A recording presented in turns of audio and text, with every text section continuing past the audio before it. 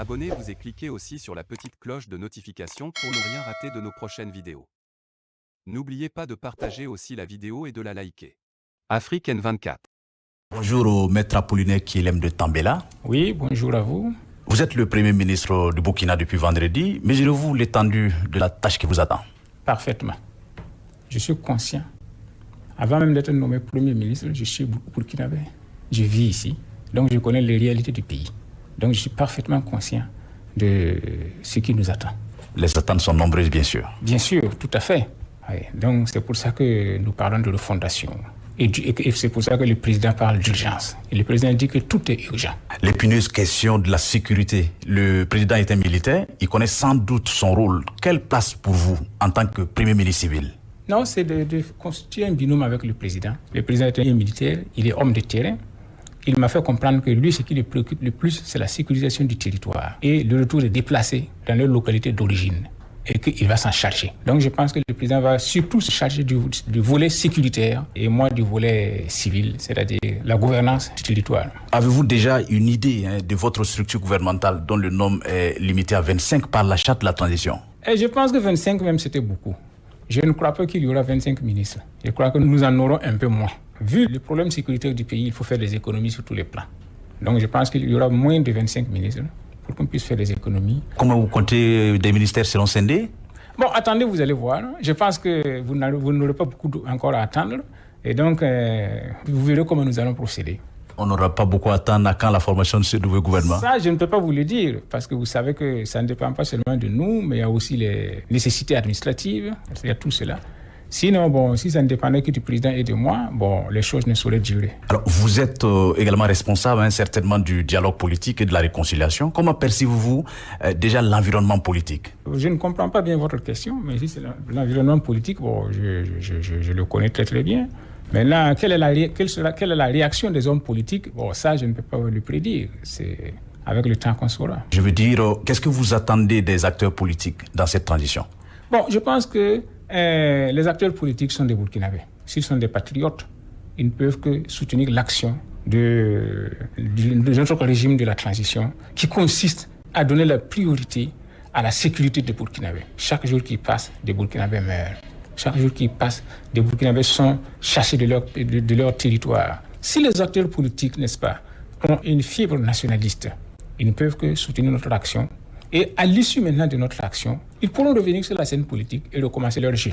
Mais en attendant, c'est une question de survie du Burkina Faso et des Burkinabés. Sur la question de la réconciliation nationale, le MPSR1 avait engagé certaines actions. Quelle est votre vision sur les actions entreprises par vos prédécesseurs? On a vu l'ancien président Blaise Compaoré qui était au Burkina. Vous savez, je n'ai pas encore réellement pris fonction en tant que Premier ministre. Nous sommes encore au stade des négociations, donc je ne connais pas encore l'étendue exacte de ce que faisait le MPSR1. Je m'étais déjà prononcé par rapport à l'arrivée de Blaise Compaoré ici au Burkina Faso. Je vous ai dit que, par exemple, le pardon, tout le monde est pour le pardon, mais un cheminement pour le pardon.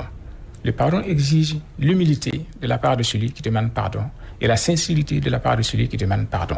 Et je vous avais dit que je n'avais pas perçu ces deux éléments dans l'arrivée de Blaise Compaoré ici et dans la proclamation de sa demande de pardon. Parce que c'est une proclamation. Voilà. Donc, de mon point de vue, cette façon de procéder n'était pas conforme. Et je me suis déjà prononcé aussi sur la réconciliation. Pour moi, la vraie réconciliation au Burkina Faso consiste à réconcilier l'ensemble des Burkinabés avec l'ensemble des Burkinabés.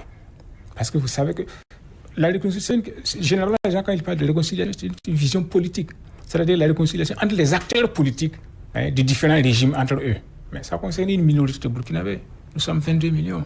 Il faut faire en sorte que chacun des 22 millions-là se sente burkinabé. Vous avez des gens qui vivent en dehors de l'État, pratiquement, parce qu'il n'y a pas de structure de l'État à leur niveau. Ces gens-là ne sont pas réconciliés avec l'État. Donc il s'agit de faire en sorte que tous ces gens-là puissent se sentir burkinabés, puissent, n'est-ce pas, savoir que nous avons une cause commune à défendre. C'est ça la vraie réconciliation. On connaît votre penchant, vos idées proches de Thomas Sankara. Est-ce que cela va se sentir dans votre gouvernance? J'ai déjà eu à dire qu'on ne peut pas développer le Burkina Faso en dehors de la ligne tracée par Thomas Sankara. Ce n'est pas possible. Parce que nous sommes un pays sous-développé, avec peu de moyens. Nous ne pouvons que compter sur nos propres forces si nous voulons nous en sortir. Actuellement, vous avez remarqué que on patine depuis longtemps. Pourquoi? Parce que nos propres produits, ce que nous produisons n'est pas consommé. Et nous consommons ce qui vient d'ailleurs. Regardez les vêtements, regardez les chaussures d'occasion qui inondent nos marchés, etc. Comment voulez-vous que nos coordonnées puissent en sortir si cela continue? Comment voulez-vous que nos tisserands puissent en sortir si cela continue? Si les pays occidentaux, si par exemple la poubelle des pays occidentaux vient se déverser sur nos territoires. L'économie est au ralenti, monsieur le Premier ministre. Le pouvoir d'achat est faible. Quelles mesures urgentes? Bon, écoutez, comme je vous ai dit, je n'ai pas encore réellement pris fonction. Donc, il faut connaître les réalités pour savoir maintenant quelles mesures urgentes nous allons procéder. Nous allons commencer par abroger la décision du président Demiba, sous le président Demiba, qui consistait à relever, n'est-ce pas, le traitement des ministres et du président du Faso. Et ensuite, nous essaierons de voir si c'est possible, si on peut jouer sur le prix du carburant, parce que tout compte sur ça. Si le prix du carburant augmente, tout augmente, parce que tout fonctionne à partir du carburant. Nous essaierons de voir, je ne peux pas vous dire si on pourra le réduire ou pas, mais nous essaierons de voir si c'est possible de revenir sur ces décisions-là afin de relancer l'économie. Vous êtes en train de dire que les salaires qui ont été augmentés des ministres, et ces salaires-là seront revus à la baisse. Écoutez, le président est d'accord, moi je suis d'accord aussi. Alors donc, je pense qu'ensemble, nous essaierons de revoir cette décision-là. Voilà, pour réconcilier les Burkinabés avec eux-mêmes. On termine sur la question du partenariat dans cette lutte contre le terrorisme. Des voix s'élèvent pour réclamer donc un partenariat avec la Russie parce que le partenaire français ne produit pas de résultats. Selon elle, quel est votre avis sur ce sujet? Mais nous sommes déjà en partenariat avec la Russie. Je vous l'ai déjà dit. C'est mon propre oncle, Pierre Claver Damiba, que le président Lamizana avait envoyé en Russie pour négocier les relations entre la Russie et le Burkina Faso.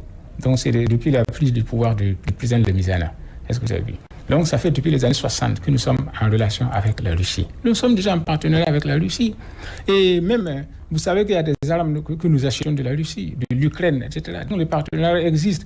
Mais peut-être qu'on pourrait renforcer les partenariats en tenant compte, n'est-ce pas, des réalités actuelles. Mais quoi qu'il en soit, il ne sera pas question pour le Burkina Faso de se laisser dominer par un partenaire quelconque. Voilà, ça doit être clair. Que ce soit la France ou la Russie. Quel que soit le pays, il ne sera pas question pour le Burkina Faso de se laisser dompter et dominer par un partenaire quelconque. Nous négocierons avec tous les partenaires en ayant en vue l'intérêt d'abord du Burkina Faso. Et c'est ce qui est important pour le Burkina Faso qui serait pris en compte. Si nous estimons qu'il y a un partenaire qui n'est pas loyal avec nous, nous attirons son attention. Et s'il persiste dans son comportement, nous reverrons nos relations avec ce partenaire. Cela doit être clair et compris par tout le monde. Donc c'est la souveraineté du Burkina Faso qui sera prise en compte en première ligne. Merci, Maître Apollinaire Kilem de Tambela. Je vous remercie. Likez la vidéo si ce n'est pas déjà fait. Laissez aussi votre point de vue en commentaire.